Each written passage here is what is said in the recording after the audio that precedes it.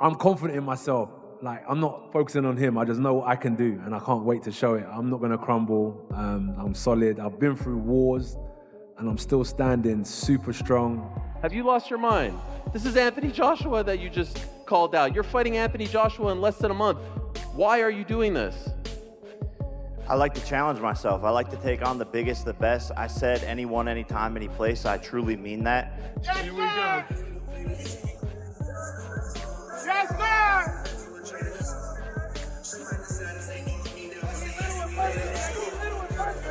Anthony Joshua delivers a harsh message to Jake Paul during their heated face-to-face meeting, making it absolutely clear that he's entering this fight with the mentality of a proven champion, not a celebrity looking for camera time. Joshua explains that he feels more sure of his abilities now than ever, reminding everyone that his years of fighting at the highest level can't be copied or rushed into. He shares that he's been working closely with elite coaches, polishing his basics, sharpening his combinations, and getting ready for every possible move Jake might try. For Joshua, this is far from a regular match. It's a statement he intends to send, showing Jake Paul the huge gap between a YouTuber who became a boxer and a real heavyweight veteran who has lived this sport his entire life. It's coaches and greatest fighters in the world because I have that hunger, that desire. Every time I've been knocked down or been in trouble when I was younger, came back 3 years later, got to the Olympics. Get in trouble again before the Olympics, 3 years later, become world champion after 16 fights. Win all the belts, get beat by Ruiz, come back and unify the division for the second time. It's just constantly drives my focus and my hunger to get better. So I'm going to be a tough man to break down 100% come December 19th because I've been building myself over the last year. I ain't been sitting back. For Joshua, this fight is also a major attempt to rise again. The former two-time unified heavyweight champion and Olympic gold medalist hasn't stepped into the ring since his knockout defeat to Daniel Dubois in September 2024. When announcing the fight, Joshua said he would hold nothing back, calling it a massive event and promising to break the internet by punishing Jake Paul. Meanwhile, Paul, who carries a 12-1 record with 7 knockouts and whose earlier victories mostly came against smaller MMA fighters or journeymen, believes that beating Joshua could erase every doubt about his career and push him closer to a world title opportunity. You gotta give credit to Jake and his team. They reached out to me, to be fair, and it was a great opportunity for me. So it's an opportunity for me to fight.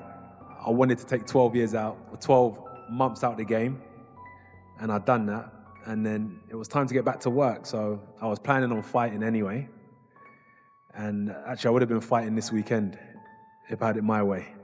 And this opportunity presented itself, and I said, yeah, why not? It's great. I think it's massive, it's colossal, it's making big news. We're bringing marketability together with ability. Those two worlds collide. You got Jake Paul versus Anthony Joshua, and we're here in Miami. We're bringing Europe, Africa, Asia, in Nigeria, the whole world together to watch this show on Netflix. It's going to be phenomenal, and that's how we ended up here, basically. However, the matchup is surrounded by controversy, uncertainty, and heated discussions. Many critics feel Joshua is risking a lot by agreeing to face Paul, who plenty of boxing fans still do not consider a real heavyweight challenger. Johnny Nelson, a respected analyst and former champion, recently highlighted that Joshua is stuck in a difficult position. If he wins easily, people may dismiss it as something that was supposed to happen. But if the fight looks competitive or goes on longer than expected, some might say he damaged his reputation or lowered his legacy. Jake Paul, Anthony Joshua. Anthony Joshua? By far? Yeah. Too easy. Why did he take that fight? I think he didn't have no opponents and he wanted to make Netflix happy, and I think he made a misstep. I think he was handling his career perfectly. Yeah. I think he would have beat Gervonta.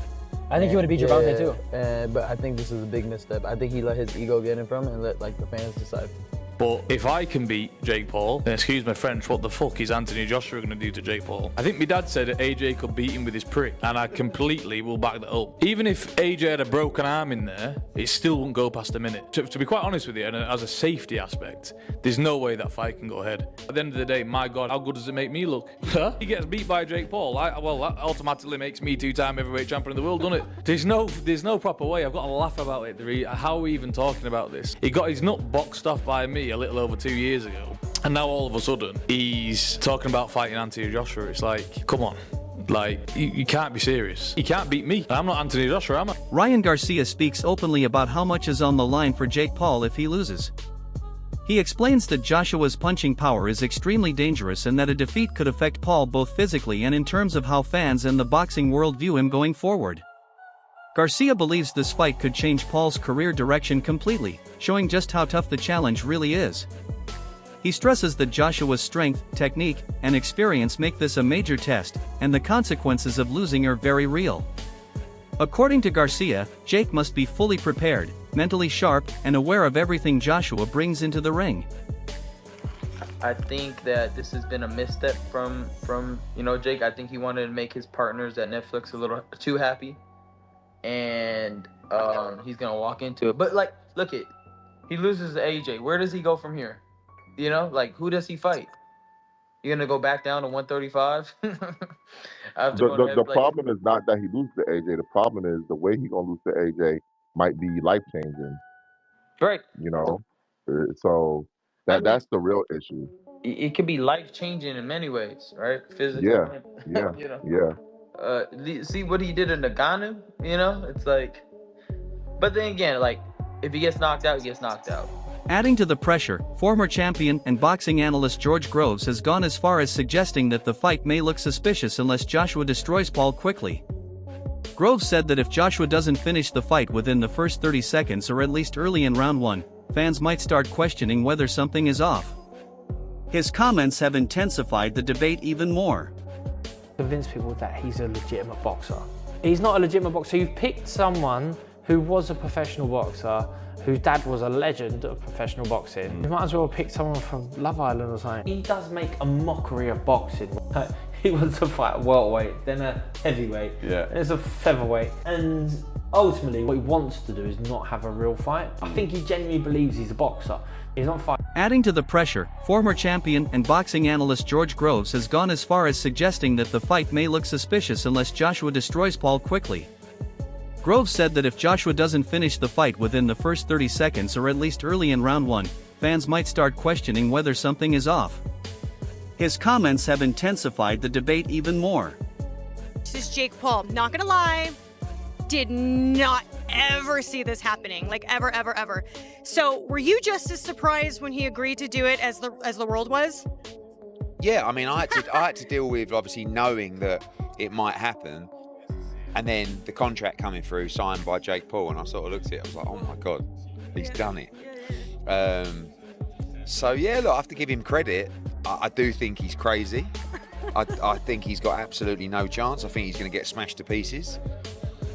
Do you think Jake's crazy? Yeah, I mean totally. I mean, listen, for us, we received an offer that was massive money and a really easy fight. We were talking about fighting this week here in an 8-round fight.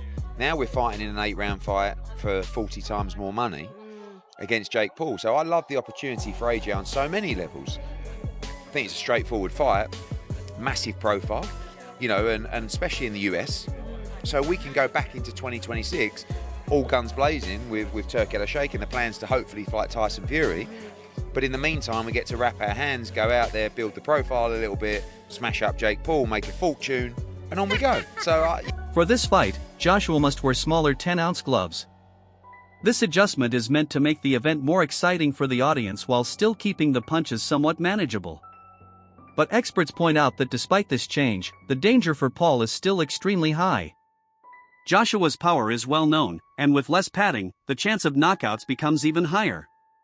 While the gloves are a technical modification, they don't change the massive difference in strength, ability, and ring knowledge between the two fighters. Every punch Joshua throws will carry serious impact.